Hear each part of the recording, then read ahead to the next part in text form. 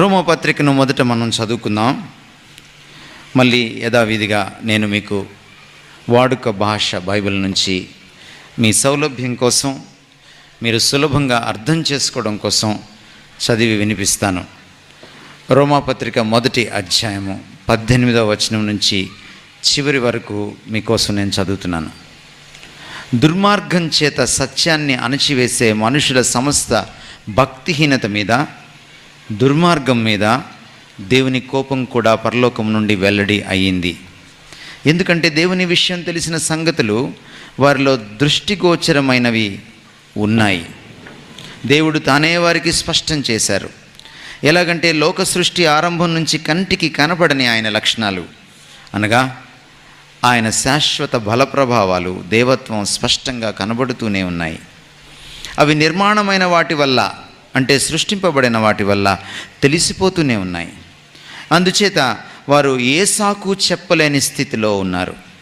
21వ వచనం, ఎందుకంటే వారు దేవుణ్ణి ఎరిగి ఉండి కూడా దేవుడుగా ఆయన్ను మహిమపరచలేదు, ఆయనకు కృతజ్ఞత చెప్పలేదు. అంతేగాక వారి తలంపులు వ్యర్థమైపోయాయి, వారి తెలివి తక్కువ హృదయాలు చీకటిమయమయ్యాయి. తాము జ్ఞానులమని చెప్పుకుంటూ బుద్ధి లేని వారయ్యారు. ఏనాడు నాశనం కానివాడైన దేవుని మహిమకు బదులుగా నాశనం అయ్యే మనుషుల విగ్రహాలను, పక్షుల, 4 కాళ్ళున్న మృగాల, ప్రాకే ప్రాణుల విగ్రహాలను కూడా పెట్టుకున్నారు. 24వ వచనం, ఆ కారణం చేత దేవుడు వారి హృదయంలోని చెడ్డ కోరికలతో పాటు వారిని కల్మషానికి, పరస్పరంగా తమ శరీరాలను అవమానపరచడానికి అప్పగించాడు. వారు దేవుని సత్యానికి బదులు అబద్ధాన్ని పెట్టుకుని సృష్టికర్తకు మారుగా సృష్టిలోని వాటినే పూజించారు, సేవించారు. అయితే ఆయనే శాశ్వతంగా స్తుతిపాత్రుడు. తదాస్తు. 26, ఆ కారణం చేత దేవుడు వారిని నీచమైన ఆశలకు అప్పగించాడు. వారి స్త్రీలు సహా సహజ సంబంధం మానుకుని అసహజ సంబంధం ఎంచుకున్నారు. అలాగే పురుషులు కూడా స్త్రీలతో సహజ సంబంధం మానుకుని ఒకరిని ఒకడు మోహించుకుని కామాగ్నిలో మాడిపోయారు. మగవారు మగవారితో అసహ్యమైనది చేశారు. తమ తప్పిదానికి తగిన ప్రతిఫలం తమ లోపల పొందారు కూడా. 28, దేవుణ్ణి తమ ఎరుకలో ఉంచుకోవడం అంటే వారికి ఇష్టం లేదు గనక చేయరానివి చేయించే పాడు మనసుకు దేవుడు వారిని అప్పగించాడు. 29, వారిలో అన్ని రకాల దుర్మార్గత, జారత్వం, చెడుతనం, అత్యాశ, దుష్టబుద్ధి నిండి ఉన్నాయి. అసూయ, హత్య, కలహం, మోసం, విరోధభావం వారిని నింపివేశాయి. వారు కొండెగాళ్ళు, అపనిందలు వేసేవారు, దేవుడంటే ద్వేషం ఉన్నవారు, అపకారులు, గర్విష్ఠులు, బడాయికోర్లు, చెడ్డవాటిని కల్పించేవారు, తల్లిదండ్రుల మాట విననివారు, తెలివి తక్కువ వారు, మాట తప్పేవారు, జాలి లేనివారు, క్షమించనివారు, దయచూపనివారు, ఇలాంటి వాటిని చేస్తూ ఉండేవారు. మరణానికి తగిన వారనే దేవుని న్యాయ నిర్ణయం వారికి తెలిసి కూడా వాటిని చేస్తూనే ఉన్నారు. అంతేకాకుండా వాటిని చేస్తూ ఉన్న వారిని మెచ్చుకుంటున్నారు. దేవుణ్ణి మనిషి ఎలా తృణీకరించాడో, తత్ఫలితంగా వచ్చినటువంటి పర్యవసానాలు ఏంటో అద్భుతంగా మన కళ్ళ ముందు ఆవిష్కరించాడు పౌలు రోమాపత్రిక మొదటి అధ్యాయంలో. దేవుడు లేకపోతే ఏం జరుగుతుంది ఒక మనిషి జీవితంలో? దేవుడు లేకపోతే ఏం జరుగుతుంది ఒక సమాజానికి? దేవుడు లేకపోతే ఏం జరుగుతుంది ఒక సంస్కృతికి? దేవుడు లేకపోతే ఏం జరుగుతుంది ఒక దేశానికి? దేవుడు లేకపోతే చరిత్ర స్థితిగతులు ఎలా మారిపోతాయి? నేరాలు, ఘోరాలు ఎలాగ పెరిగిపోతాయి? దేవుడు లేకపోతే నైతిక దిగజారుడుతనం ఎలా వస్తుంది? దేవుడు లేకపోతే మనుషుల మధ్య సఖ్యత ఎలాగా పాడైపోతుంది? దేవుడు లేకపోతే నైతిక విలువలు ఎలా భ్రష్టు పట్టిపోతాయి? దేవుడు లేకపోతే భావోద్రేకపరమైన సమస్యలు ఎలా వస్తాయి? దేవుడు లేకపోతే దేవాలయాలు ఎలా వెలుస్తాయి? విగ్రహాలు ఎలా పుడతాయి? ఇవన్నీ కూడా ఆయన మనకి వివరిస్తూ, విపులీకరిస్తూ రాశాడు. ఒక మాటలో చెప్పానంటే, ద కాన్సిక్వెన్సెస్ ఆఫ్ ద గాడ్లెస్నెస్ అని ఈ ప్యాసేజ్కి మనం హెడ్డింగ్ పెట్టుకోవచ్చు. దేవుడు లేకపోతే వచ్చే పర్యవసానాలు ఏంటి, దుష్పరిణామాలు, దుష్ఫలితాలు ఏమిటి అన్నది ఈ వాక్య భాగం చదివితే మనకు అర్థమైపోతుంది. కనీసం 3 విషయాల్ని నేను మీ దృష్టికి తీసుకురావాలనుకుంటున్నాను. I'm taking a negative passage in order to drive home the positive points. ఈ నెగటివ్ విషయాల్ని చెప్పినటువంటి ఒక వాక్య భాగాన్ని తీసుకొని 3 పాజిటివ్ విషయాల్ని నేను ఈరోజు మీకు చెప్పి జీవితంలో అర్థం ఎలా వస్తుందో నేను ముగిస్తాను. నెంబర్ 1, మీరు చూసినప్పుడు వాళ్ళు దేవుణ్ణి తృణీకరించడం మనం చూస్తాం. తృణీకరించేటప్పుడు వాళ్ళు మొదట చేసిన పని ఏంటంటే దేవుణ్ణి ఎరగనట్టు ప్రవర్తించారు.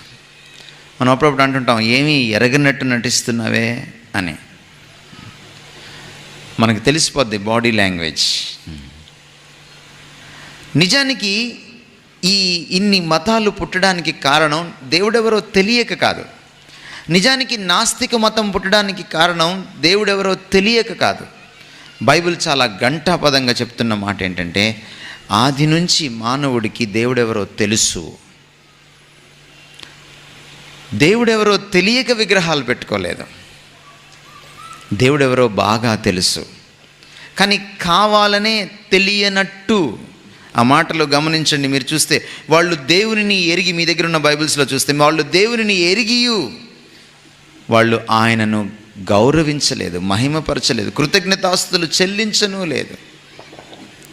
ద ఫస్ట్ ప్రాబ్లం ఏంటంటే మానవుడి సమస్యకు నోయింగ్ గాడ్, దేవుణ్ణి ఎరగడం, ఎరిగిన దేవుణ్ణి ఎరగనట్టుగా జీవించడం, ఎరిగిన దేవుణ్ణి తోసివేయడం, జీవితంలోంచి తృణీకరించడం. ఇంకా చెప్పాలంటే కిందకు వచ్చిన తర్వాత ఏమంటే వాళ్ళు దేవునికి హృదయంలో చోటియ్యలేదు అనే మాట ఉంది. చాలా స్ట్రాంగ్ వర్డ్. ఎందుకు దేవుణ్ణి తెలుసుకోవాలి? దేవుణ్ణి తెలుసుకోకపోతే ఎందుకు ఇన్ని అనర్థాలు వస్తాయి? ఎందుకు జీవితం నిండుగా ఉండాలంటే, జీవితంలో అర్థం కావాలంటే దేవుడిని ఎందుకు తెలుసుకోవాలి అన్న ప్రశ్న తప్పకుండా ఉత్పన్నమవుతుంది. మీరు ఆదికాండంలోకి వెళ్ళి చూస్తే దేవుడితో ఎప్పుడైతే సంబంధం తెగిపోయిందో ఎన్ని అనర్థాలు వచ్చాయో నేను మీకు వివరిస్తాను. ఎన్ని అనర్థాలు వచ్చాయో. ఆదిలో మానవుడికి, ఆదాముకి, హవ్వకు దేవుడెవరో చాలా బాగా తెలుసు. There was perfect communication and communion between them. మానవుడికి దేవుడికి ఒక అద్భుతమైనటువంటి సంభాషణ, అద్భుతమైనటువంటి స్నేహం, సాన్నిహిత్యం వాళ్ళ మధ్య ఉంది.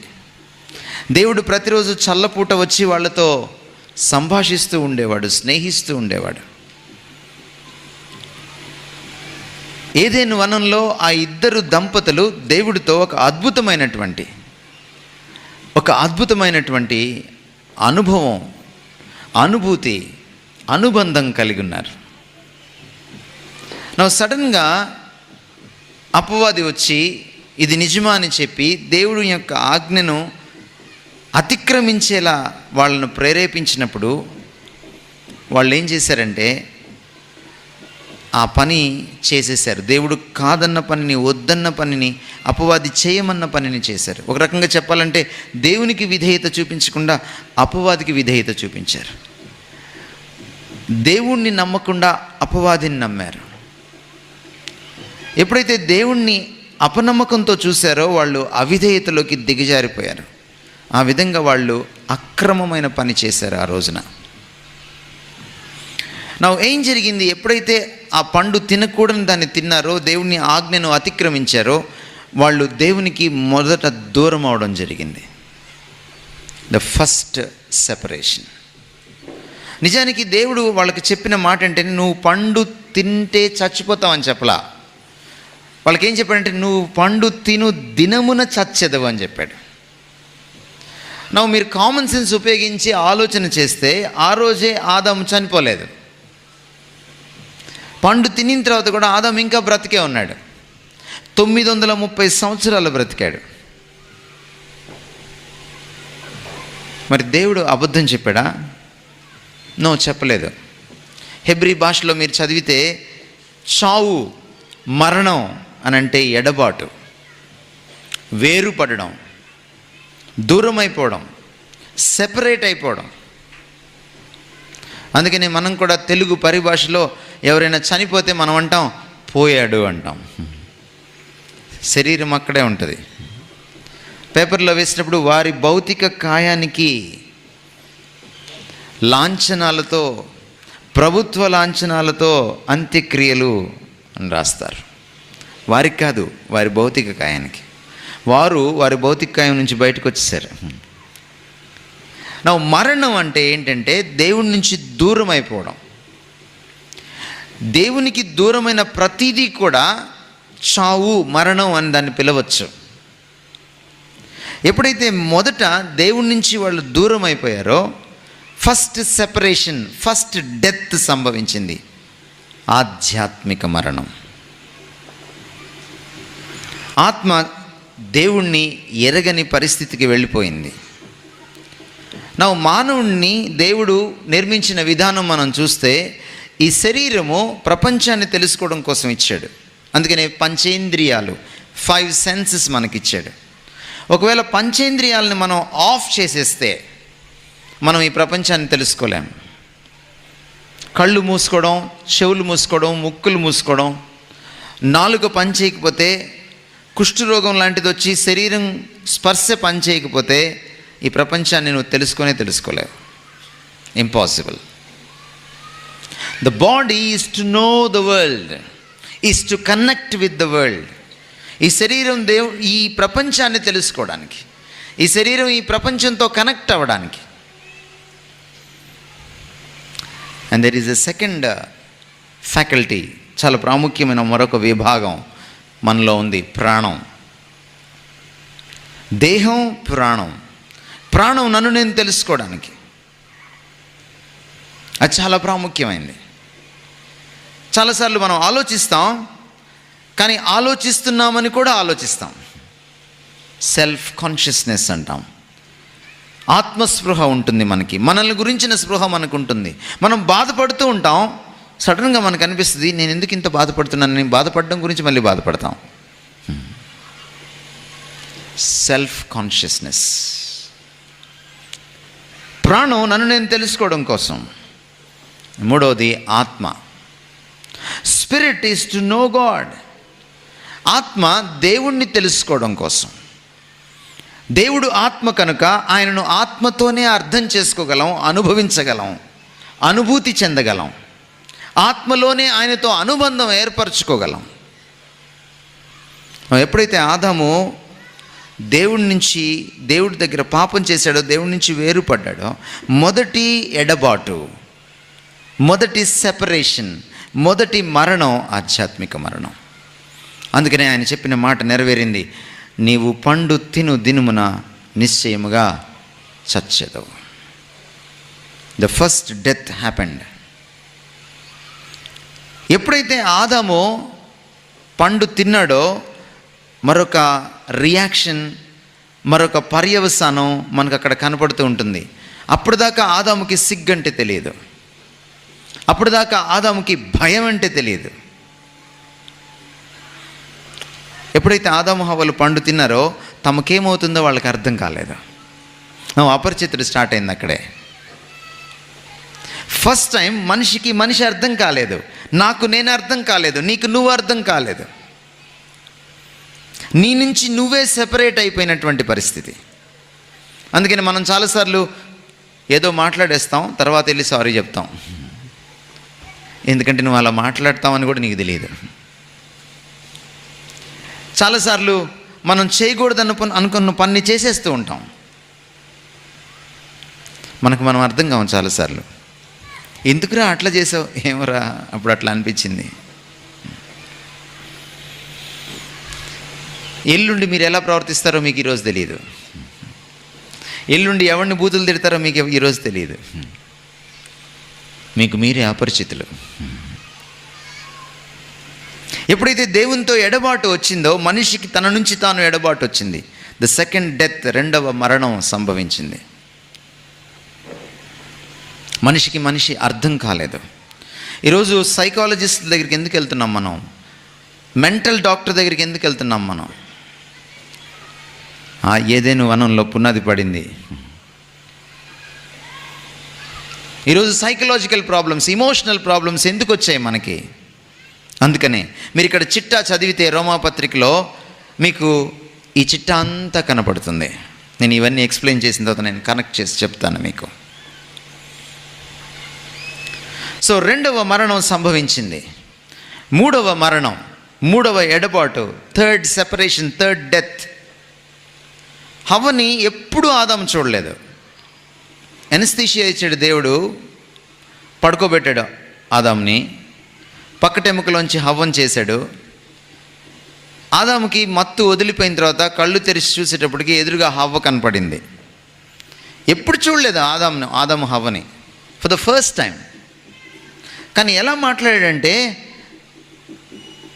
ఎప్పటి నుంచో తనకి హవ్వ తెలిసినట్టుగా మాట్లాడాడు.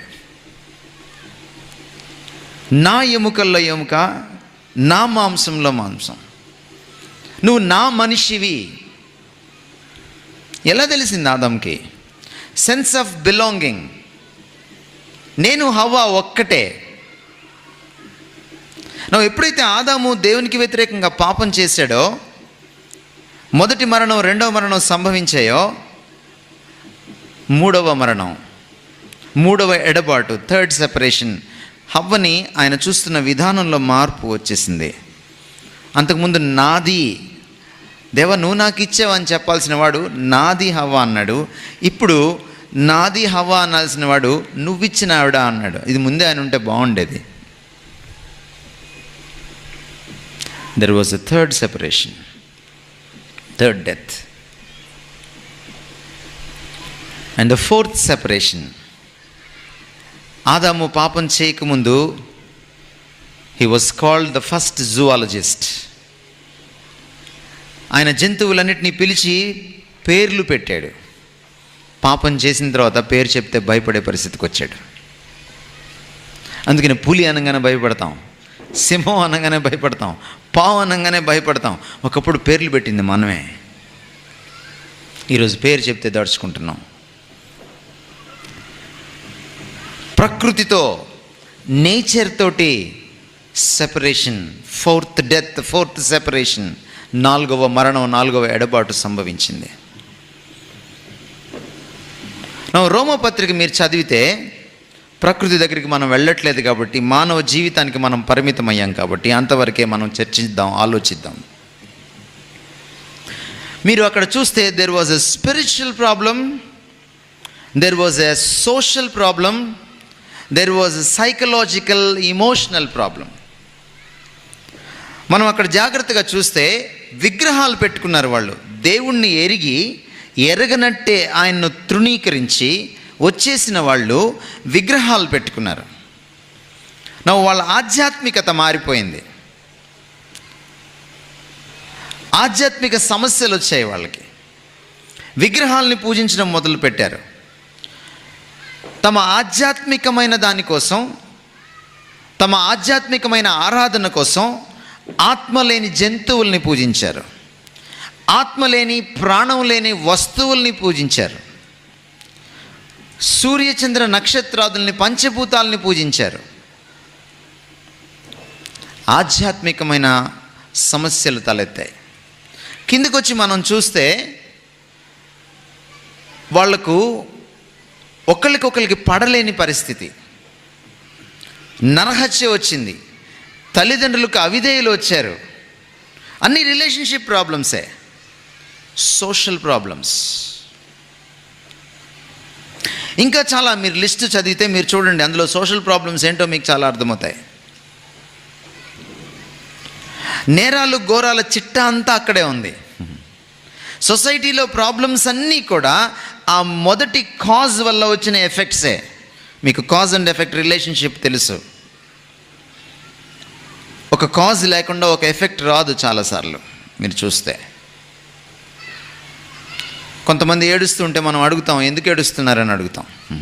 వాళ్ళు వెక్కి ఏం లేదని చెప్తారు, మనం నమ్మం. ఏదో కారణం ఉంటేనే ఏడుస్తారు. నవ్వినప్పుడు కూడా మనం అడుగుతాం, ఎందుకు నవ్వావు అని అడుగుతాం. ఎందుకంటే ఏదో కారణం ఉంటేనే నవ్వుతాం. ఏం లేదు, ఉత్తుతే ఊరికే నవ్వానంటే ఊరుకోం. మనం చెప్పేందుకు నవ్వావా అంటాం. Cause and effect relationship.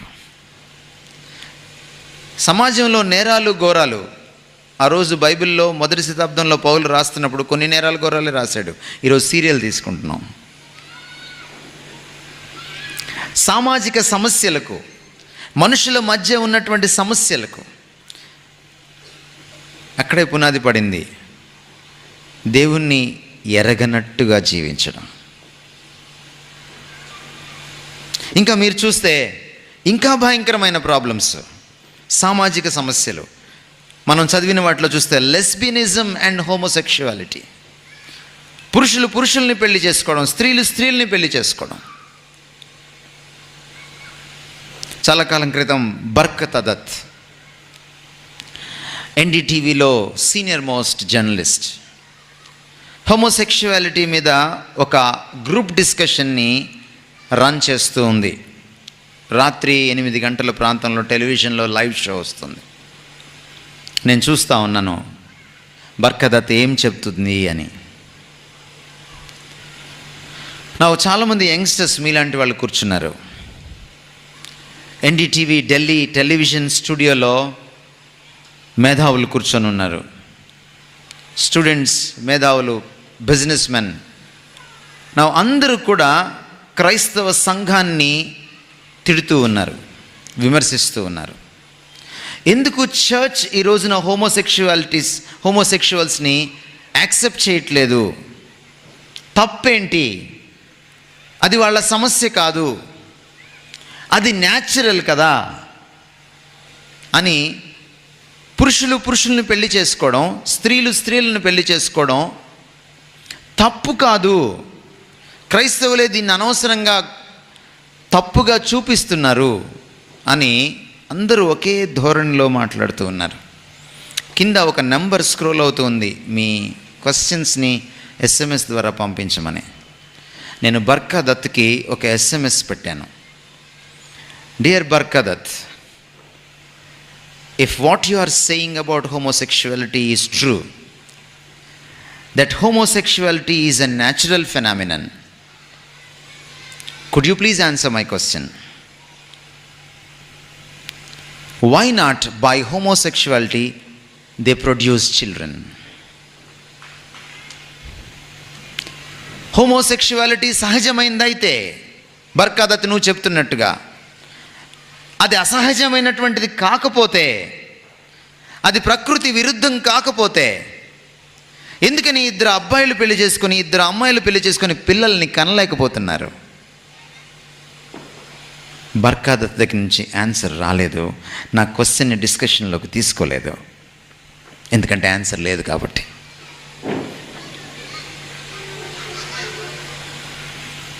దేవుణ్ణి కాదంటే సోషల్ ప్రాబ్లమ్స్ చూస్తే దయలేని వారు, అనురాగరహితులు, జాలి చూపలేని వారు, there were emotional problems, psychological problems. ఇదంతా కూడా స్టార్టెడ్ విత్ 1 పాయింట్, దేవుణ్ణి ఎరగనట్టుగా జీవించడం. అందుకనే దేవుణ్ణి ఎరగడం అనేది అత్యంత ప్రాముఖ్యమైన విషయం ఒక మనిషికి. ఒకవేళ మానవ సమాజంలో, మానవ జీవితంలో ఇటువంటి దుష్పరిణామాలన్నిటినీ కూడా అవాయిడ్ చేయాలనుకుంటే, వాటిని వారించాలనుకుంటే, అవి జరగకూడదని మీరు అనుకుంటే, first and the foremost thing is you must know God. దేవుణ్ణి ఎరగడం చాలా ప్రాముఖ్యమైన విషయం. దేవుణ్ణి ఎరగడానికి అవకాశం వచ్చింది ఈ రోజున మీకు. రేపు కూడా మీరు ఇక్కడ ఉంటారు.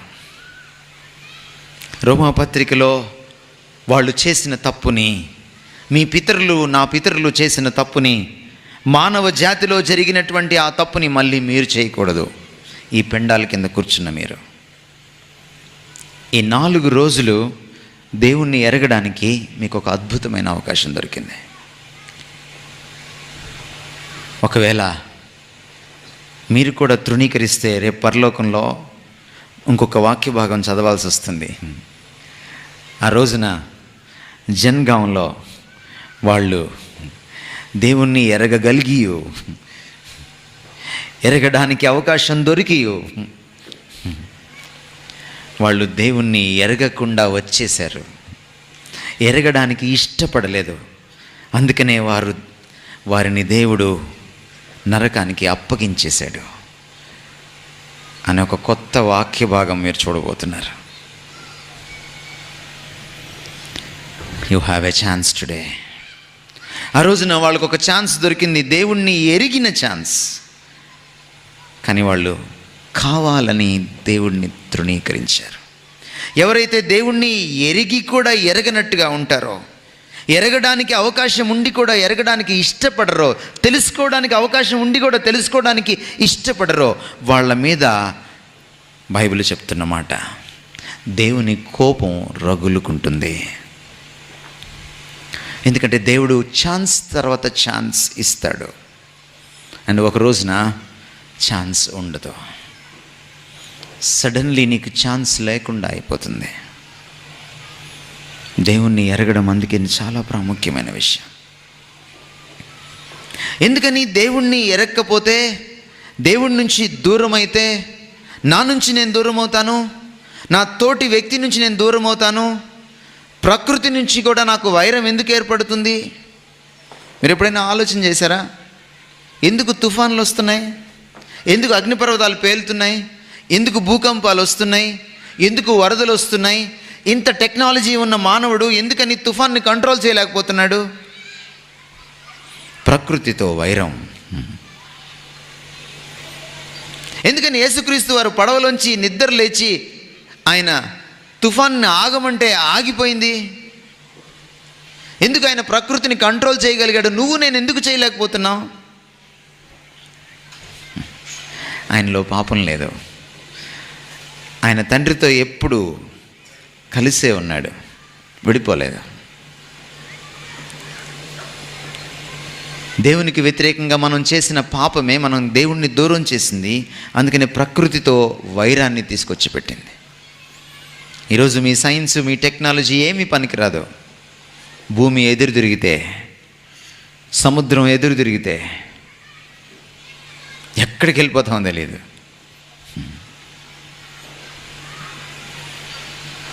దేవుణ్ణి ఎరగడం చాలా ప్రాముఖ్యం. పాపం వచ్చి మనకి దేవుడికి మధ్య అడ్డుబండగా, అడ్డుగోడగా నిలబడ్డప్పుడు యేసుక్రీస్తు వారు వచ్చి ఆ పాపాన్ని తొలగించేశాడు, ఆ అడ్డుగోడను తొలగించేశాడు సిలువలో. అయినా కూడా మనం ఇంకా ఆయన్ని ఎరక్కపోతే చాలా పెద్ద ప్రాబ్లం జీవితంలో. అందుకే మీనింగ్ రాదు. మొదటి మరణం దేవుని నుంచి ఎడబాటు, రెండవ మరణం నీ నుంచి నువ్వు ఎడబాటు. నాకు నేను అర్థం కాకపోతే నాకు జీవితం ఎలా అర్థమవుతుందండి? అందుకనే దేవుణ్ణి ఎరిగితేనే నన్ను నేను తెలుసుకోగలుగుతాను. దేవుణ్ణి తెలుసుకోవడం ద్వారానే నన్ను నేను తెలుసుకోగలుగుతాను. అప్పుడే నా జీవితానికి అర్థం ఏంటో తెలుసుకోగలుగుతాను. అన్ని నాలెడ్జెస్కి మూలమైన knowledge of God. When you have the knowledge of God, you have the knowledge of self. When you have the knowledge of God, you have the right knowledge of the world.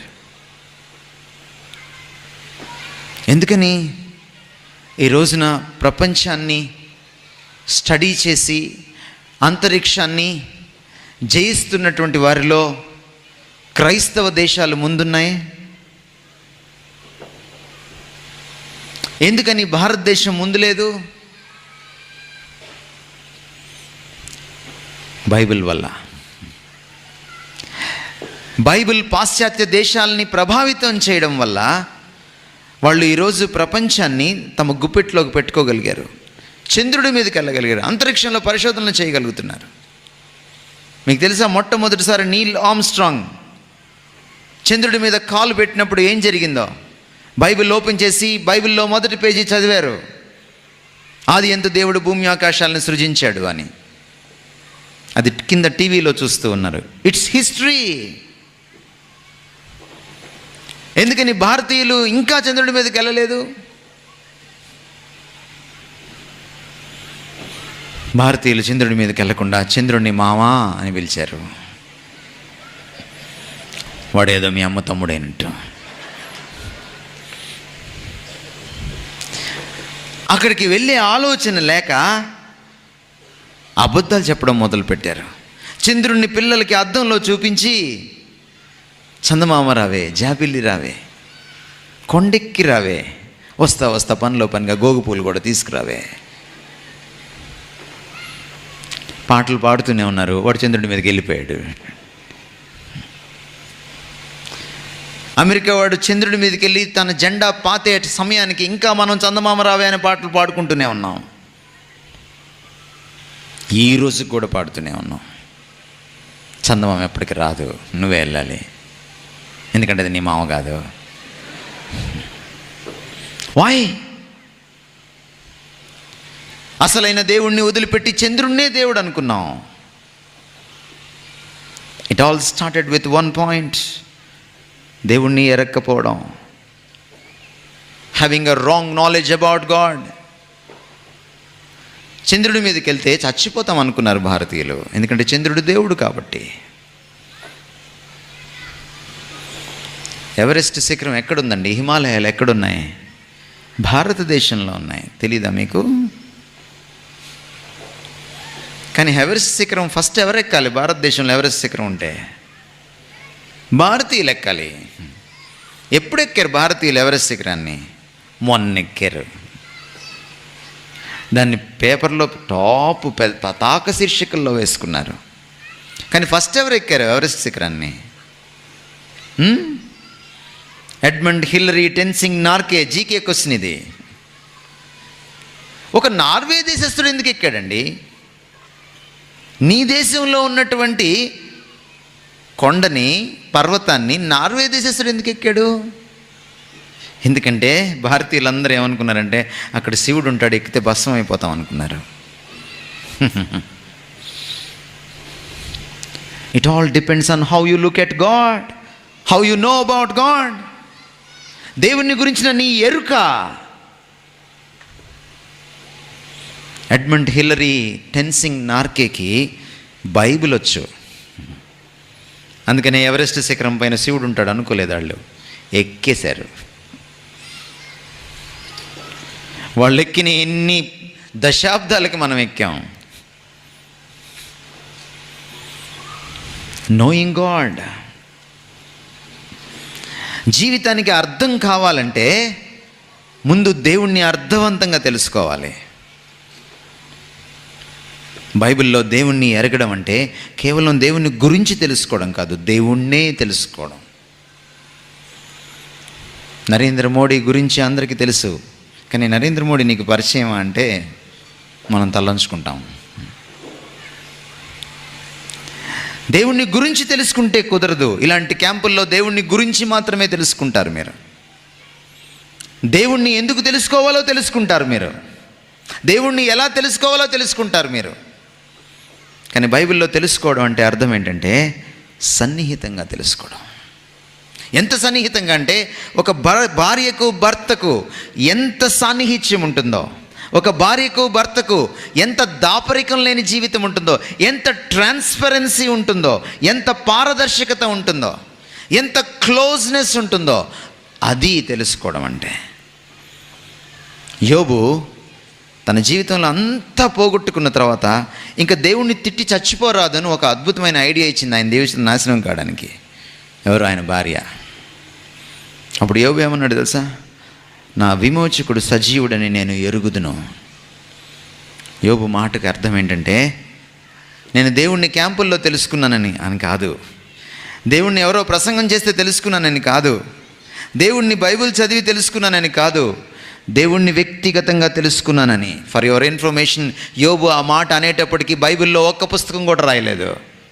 66 పుస్తకాల్లో ఒక్క పుస్తకం కూడా రాయలేదు. The oldest and the most ancient book in the whole Bible is the book of Job. ఆదికాండం కూడా రాయలేదు. చేతిలో Bible లేదు.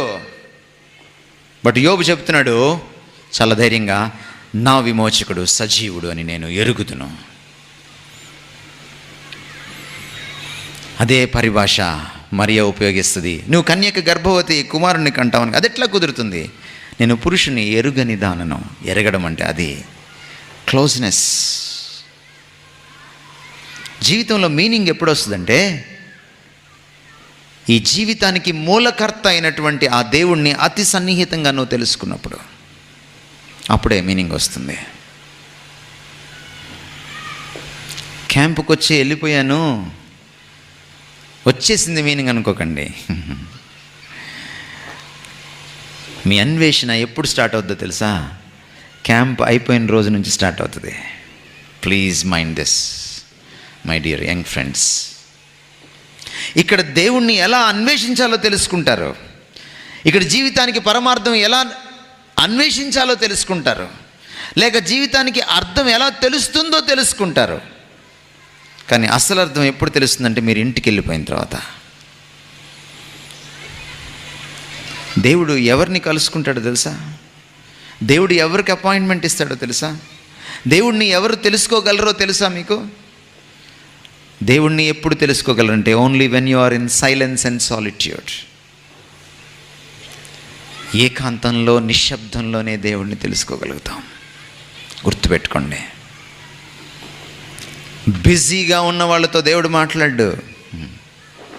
ఎవరికైనా మీరు ఫోన్ చేస్తే వాళ్ళు ఫోన్లో వేరే వాళ్ళతో మాట్లాడుతున్నారనుకోండి, లేకపోతే కాన్సన్ట్రేషన్ సరిగ్గా చేయట్లేదు అనుకోండి, కంప్యూటర్తో పని చేస్తా మాట్లాడుతున్నారనుకోండి, మీరేమంటారు? బిజీగా ఉన్నట్టున్నారు కదా, మళ్ళీ చేస్తాలే అనరా? తప్పకుండా అంటారు. బిజీగా ఉండే వాళ్ళతో దేవుడు మాట్లాడు. దేవుడు వాళ్ళకి అపాయింట్మెంట్ ఇవ్వడు. గుర్తుపెట్టుకోండి. మీరు జీవితాన్ని తెలుసుకోవాలనుకుంటున్నారా, దాని అర్థాన్ని తెలుసుకోవాలనుకుంటున్నారా, ఫస్ట్ దేవుణ్ణి తెలుసుకోవాలి. దేవుణ్ణి గురించి కాదు, దేవుణ్ణి తెలుసుకోవాలనుకుంటే మీరు తలుపులు వేసుకోవాలి. కాసేపు ఆయనతో మాత్రమే స్పెండ్ చేయగలిగేటువంటి ఓపిక, ఆసక్తి, సమయం మీ దగ్గర ఉండాలి. ఓన్లీ దెన్ మీరు దేవుణ్ణి కలుసుకుంటారు. అందుకని యేసుక్రీస్తు వారు ఏమని చెప్పారు? మీరు ప్రార్థన చేసేటప్పుడు తలస్నానం చేసి రూమ్లోకి వెళ్ళి తలుపులు వేసుకొని రహస్యమందు మీ తండ్రికి మొరపెట్టండి. మీ తండ్రి రహస్యమందు మీ ప్రార్థన వింటాడు. It's in secrecy and solitude, in silence you meet God. నేటి విద్యార్థులకి, నేటి అమ్మాయిలకి, అబ్బాయిలకి సైలెన్స్ అంటే భయం. ఒకప్పుడు ఎస్టీడీలు ఉండే, ఢిల్లీకి ఫోన్ చేస్తే 1 గంట 2 గంటలు వెయిట్ చేయాలి, మళ్ళీ ఫోన్ మోగుతుంది. ఆ రోజుల్లో ఫోన్ ఎత్తుకుంటే ఎవరైనా పక్కన వాళ్ళకి ఇవ్వమని అడిగితే ఏమనేవాళ్ళు అంటే 1 minute అనేవాళ్ళు అని పక్కన వాళ్ళకి ఇచ్చేవాళ్ళు మమ్మల్ని లైన్లో పెట్టి. ఈరోజు ఫోన్ ఎత్తుకొని పక్కన వాళ్ళకి ఇవ్వమంటే 1 sec అంటున్నారు. అంటే 1 minute వెయిట్ చేసేంత సమయం నీకు లేదు. ఏం చేస్తావు నువ్వు 24 గంటలు? ఏం చేయవు. Busy for nothing. క్షణం తీరిక లేదు, తమ్ముడు ఆదాయం లేదని బిజీ ఫర్ నథింగ్. ఎందుకని మనం ఫోన్ ఎత్తుకోగానే వెయిట్ చేయండి అని అన్నప్పుడు కాల్ సెంటర్లో మ్యూజిక్ ఎందుకు పెడతారు? You can't face silence. ఎందుకని ట్రైన్లో కాసేపు కామ్గా కూర్చోలేము మనం, చెవులు అది ఎందుకు పెట్టుకుంటాం? సైలెన్స్ అంటే మనకు కష్టం. ఫ్రెండ్స్, ఈరోజు మీకు ఒక గుడ్ న్యూస్ చెప్తాను సైలెన్స్ గురించి. సైలెన్స్లో దేవుడిని మీరు మీట్ అవ్వడానికి అవకాశం, సైలెన్స్లో నువ్వెవరో నువ్వు తెలుసుకోవడానికి అవకాశం, సైలెన్స్లో నేను ఈ జీవితం యొక్క అర్థం తెలుసుకోవడానికి అవకాశం. బయట సైలెన్స్ ఉంటే సరిపోదు, లోపల కూడా సైలెన్స్ కావాలి. నాయిస్ 2 రకాలు. ఎక్స్టర్నల్ నాయిస్, ఎందుకంటే బయట ఇప్పుడు మీకు వినపడుతున్నాయి టపాకాయలు, ఎందుకంటే అక్కడ చిన్నపిల్లల వాయిస్ వినపడుతుంది. External noise. కొన్నిసార్లు అంతా సైలెంట్గా ఉంటుంది, అర్ధరాత్రి 1 గంట, కానీ లోపల మాత్రం సైలెన్స్ ఉండదు. రకరకాల ఆలోచనలు. చాలాసార్లు మనం ప్రార్థనకి కూర్చోగానే మనకి చాలా కనపడతా ఉంటాయి, ఎప్పుడు గుర్తొచ్చేస్తూ ఉంటాయి. దేవుడి కోసం కళ్ళు మూసుకోగానే ఎప్పుడు గుర్తురాని అని గుర్తొస్తూ ఉంటాయి. When you are silent outside and inside you meet god. దేవుణ్ణి ఎరగడం అప్పుడే సాధ్యమవుతుంది.